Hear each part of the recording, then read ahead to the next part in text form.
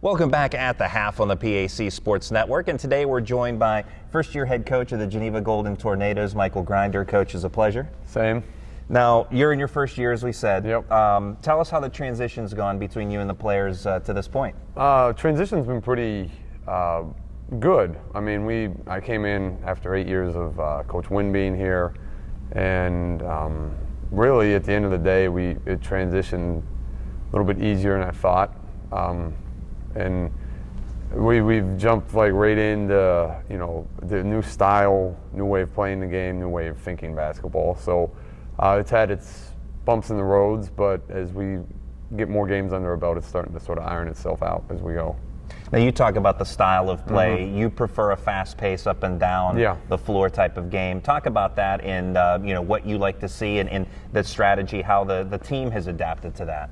Well, when we first started practice, we structure it with learning lanes, get into a lane, run a lane, and I thought if they can at least run, we'll get there at some point. So it took us about the first week to get down lanes, and each week it gets better.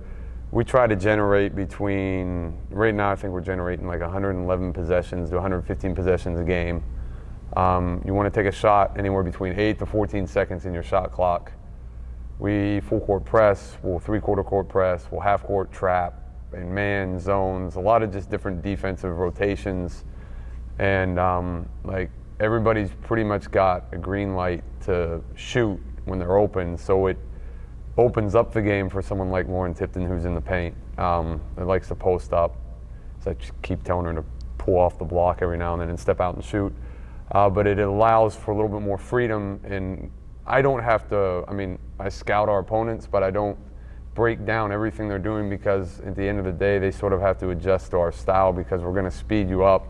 And I know they're going to try and slow us down like Bethany tried the one game. We had our moments in the second half where we sped the game up. So it's more of everyone adapts to you and your style, and allows you more freedom as a coach to put less stress on your scouting reports and more into your player development and allowing them to get better as they go along through the season. So it may start out bumpy every now and then when you first do it, I've had my experience with it for the last 8 years, but as it keeps building, it gets better as it goes through the years, and when they come back again the following year, they get better at it each year. So it becomes, you don't yell at them as much for mistakes, because if you're dealing with 115 possessions, you don't really worry about where the ball, you turn it over, you miss a few shots. You can live with it. Now you bring that style with you from Pitt Titusville, where you were at in your previous stop, where you coached both the men and women's teams. Oh yeah. Tell us about that. And how much of a challenge was that as far as the juggling act of coaching both teams? It takes a lot of work on all ends. You're recruiting more players, obviously, number one. Number two, you are. You have to make adjustments to each side. You're coaching two teams.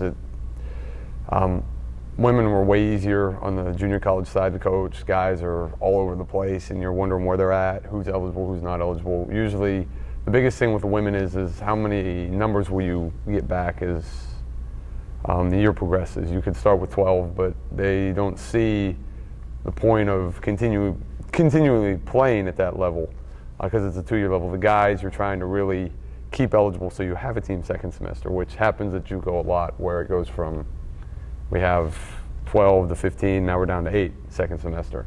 But the difference I see in both, the only trade-off I think with the game is the athleticism. The guys are way more athletic. They can do, obviously you can run backdoor lobs and dunks, and women play more as a unit of 5 when they're playing good basketball. Guys can use the athleticism and break away and improvise a little bit more. So there's a trade-off between two sides. Now, aside from Pitt Titusville, you have a unique coaching background. You've coached overseas with U18 and U20 youth programs in Moldova and Palestine. Tell us about those experiences and what it was like to coach overseas. Overseas, it's totally different. But it's unique because when I came back to the States, the women's game had started to line up the 4 quarters, 10 minutes. Shot clock was going to 30 it's 30 seconds, but you have 24 seconds over there. So it was an easy transition back in when I got here. Over there, it's ref more like soccer, number one. So they could be fouling the guy off the ball as much as they want. As soon as the ball swings that side, they let go. I think the biggest deal with overseas basketball, the challenge is in every culture there's a different. I wouldn't call it like negativity, but there's always something that's challenging where you are trying to work outside. Like in Moldova, they had a hard time with being pushed to work hard, but once they got the feel for it, they jumped in and it took off really quick. Plus, I think your biggest issue overseas is you're not always playing on wood floors, you're not always playing in the best facilities. Eastern Europe doesn't have heat in all their gyms sometimes. Like in the Palestinian territories, coaching, I coached in their pro league and coached a U18 team at 1.2, and you're working with them, and you don't have the best facilities. Not everybody's coming to practice because it's pro basketball, but it's not their full-time job. It's like a part-time opportunity for them. So you're working you might have 6 people in practice, and game day you have 12. You're like, whoa, okay. But they played as hard as anybody else, and you can't sit there and go, well, you weren't at practice, you're not going to play, because obviously basketball, outside of the context of what we deal as college coaches and what we see on TV here and the AAU circuit, it's not the end all for them. It's just a piece of life, and that's what I gained over there. And I preached it from the time I started coaching, got involved, but I also had mentors and coaches in college that showed the same thing. Like it is a sport. Enjoy the sport while it lasts, but don't dwell on all the winning and losing. It'll just eat you alive. So I've enjoyed coaching overseas. And you've played overseas as well. What did you learn in those experiences that you bring with you now as a coach? I think the biggest thing is you've got to work. If you want to play overseas, you've got to work hard to stay on top, because they keep getting younger as you keep getting older. Your work ethic is one. Like, you just keep working at it to get it better. The second thing is I learned over there is like the cultural aspect of living in different cultures, learning from other people's perspectives. I've brought that into my coaching, where you have to learn from your players. Like, that's immediately, as soon as I stepped in, I never thought I was going to coach, but I jumped in after playing, and you're learning from all these different perspectives. And the same thing as I started to coach, I listen to what players are saying or what they have input-wise, and you sort of take it and say, okay, how can we use this now here in the game? Or they'll say something in practice and you listen, or they come up to the office and talk to you. It helps tremendously, because it's not just you, it's about everybody that's sort of in the boat with you, and you're all going in the same direction trying to get there.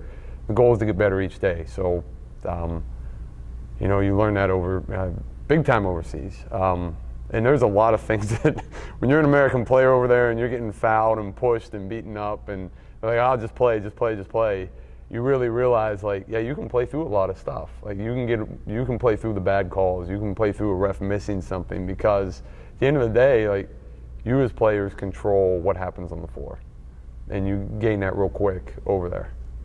Now, we talked about your up and down tempo, up and down the floor.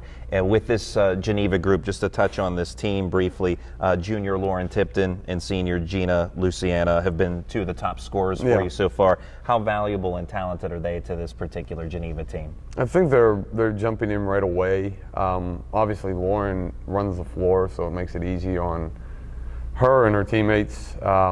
She's averaging a double-double. That's huge. Gina, I'm surprised, because if you look back at the stat line through freshman through last year, I thought, we might be able to increase points by, couple, but she's taken a jump into double figures. Especially Gina being a captain and a senior, she's vocal. It's just her nature. Lauren's the same way, more of a quiet leader, but she does a lot of stuff by example, so it helps us out.